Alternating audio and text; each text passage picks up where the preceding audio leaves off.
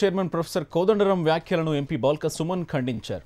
కోదండరాం కుటుంబం కుబుసం విడిసిన పాము అన్న సుమన్ ప్రొఫెసర్ నిజస్వరూపాన్ని ప్రజలు గమనిస్తున్నారని అన్నారు. మేధావులు రాజకీయవేత్తలు పాలనను మెచ్చుకుంటుంటే కోదండరాం విమర్శించడం సరికాదని ఆగ్రహం వ్యక్తం చేశారు.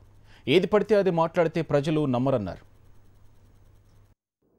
ప్రొఫెసర్ కోదండరాం రెడ్డి గారు వారు ముఖ్యమంత్రి కేసీఆర్ గారిని తెలంగాణ ప్రభుత్వాన్ని విమర్శిస్తూ వారు మాట్లాడినటువంటి తీరును వారు చేసినటువంటి వ్యాఖ్యానాలని చాలా తీవ్రంగా టీఆర్ఎస్ పార్టీ ఎంపీలు టీఆర్ఎస్ పార్టీ పక్షాన ఢిల్లీ వేదికగా మేము ఖండిస్తూ ఉన్నాం. ఒక మాటలో చెప్పాలంటే